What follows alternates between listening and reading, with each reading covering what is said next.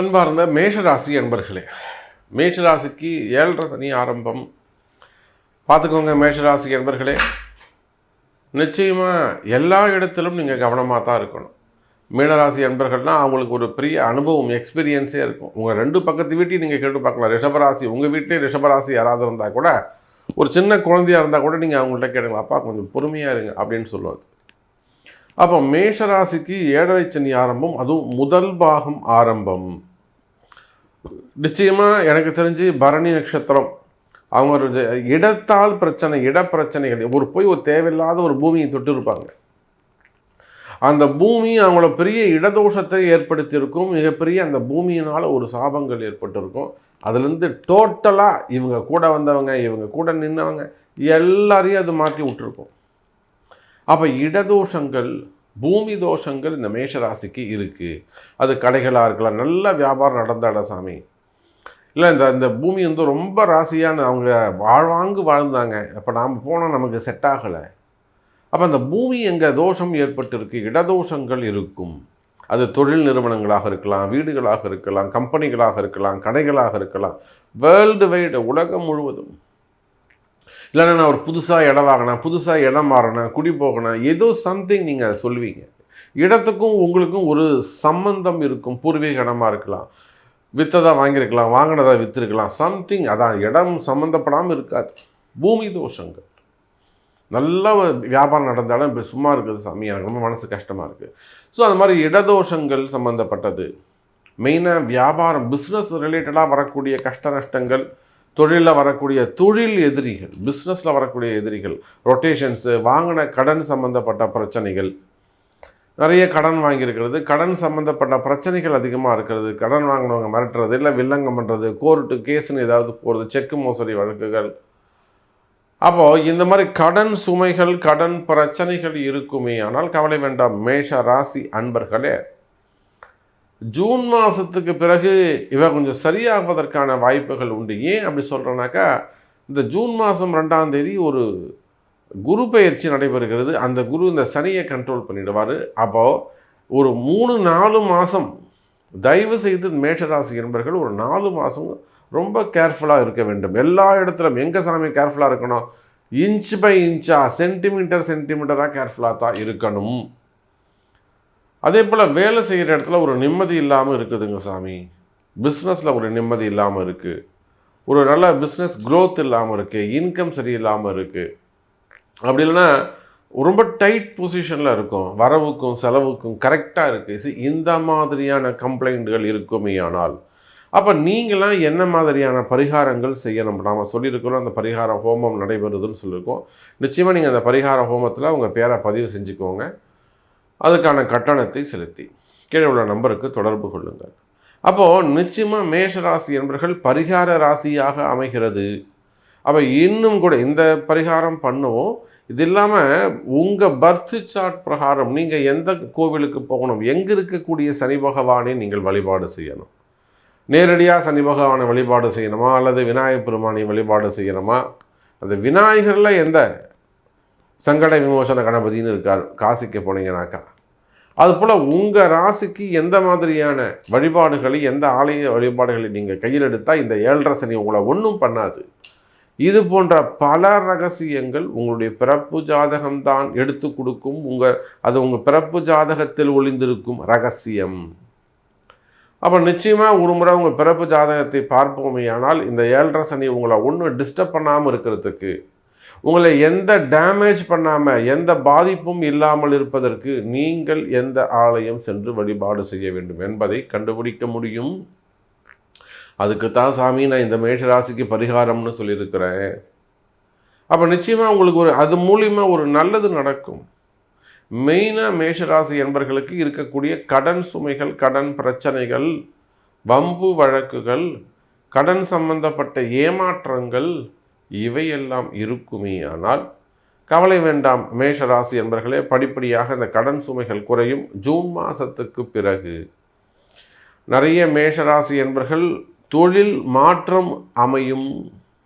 ஒரு பிஸ்னஸ் பண்ணிகிட்ருப்பீங்க, ரொம்ப நாளாக அது பண்ணிகிட்ருப்பீங்க, அது உங்களுக்கு அடையாளமாக இருக்கும். ஒரு சிலருக்கு ஒரு 10% மேஷராசி என்பவர்களுக்கு அதை விட்டு வெளியில் வந்து வேற ஒரு தொழில் செய்ய வேண்டிய சந்தர்ப்பம் சூழ்நிலை ஏற்படும். இன்னொரு பக்கமும் பார்ப்பீர்களேயானால் புதிய தொழில் வாய்ப்புகள் நல்ல முறையில் அமையும். இடமாற்றங்கள் இருக்கும், ஊர் மாற்றங்கள் இருக்கும்.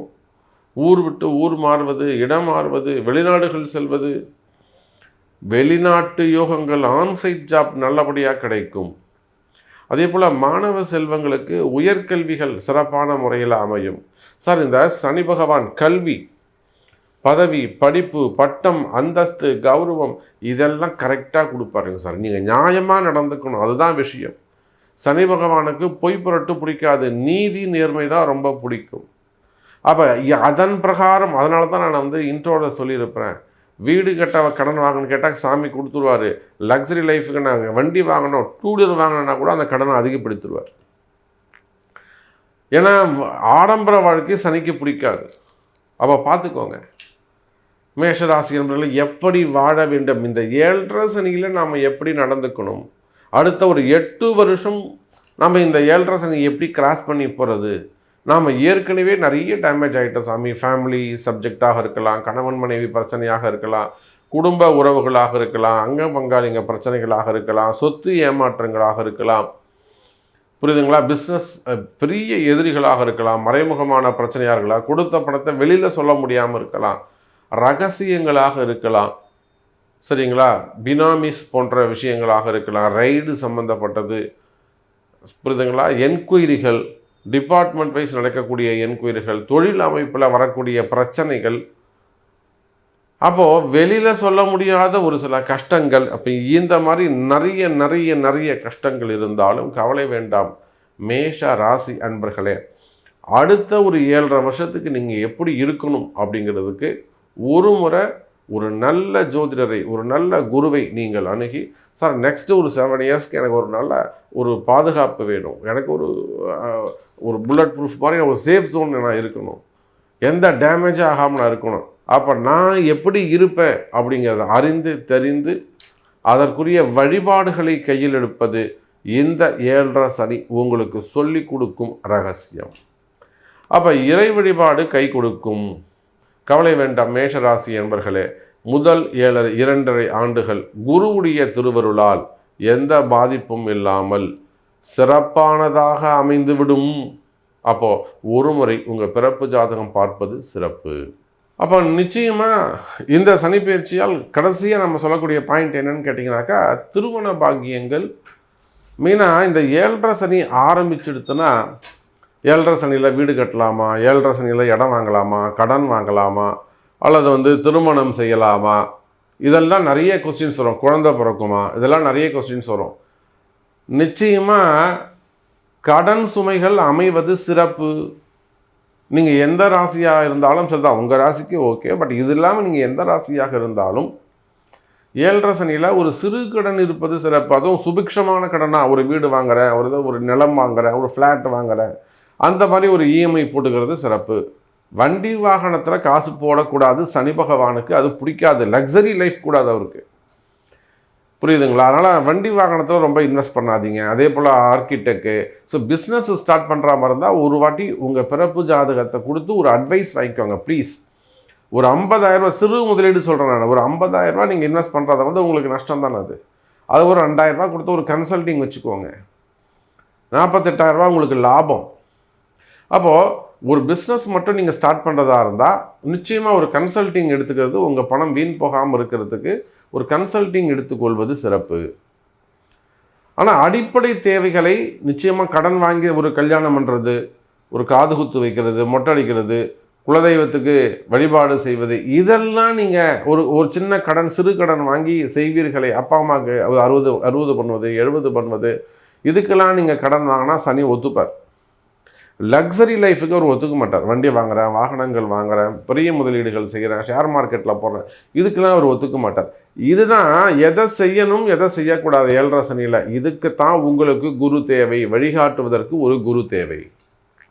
அதே போல் அன்பர்களே, திருமண யோகங்கள் கைகூடும். முதல் திருமணம், 2வது திருமணம், தடைப்பட்ட திருமணம், தள்ளிப்போன திருமணங்கள், இன்னும் சொல்லப்போனால் காதல் திருமணங்கள், ஏமாற்றங்கள், காதலில் வரக்கூடிய மறைமுகமான ஏமாற்றங்கள், வெளியில் தெரியாமல் இருக்கிறது, அந்த மாதிரி ஏமாற்றங்கள்லாம் கூட கிளியர் ஆகிறதுக்கான வாய்ப்புகள் உண்டு. பிரிந்த உறவுகள் ஒன்று சேரும். கணவன் மனைவி காதலர்கள் பிரிந்த உறவுகள் ரொம்ப நாளாக பழகிக்கிட்டு இருக்கீங்க, அதில் ஒரு கேப் வந்து போச்சு, திடீர்னு பழகாதன்ட்டாங்க, வேணான்ட்டாங்க, வராதன்ட்டாங்க.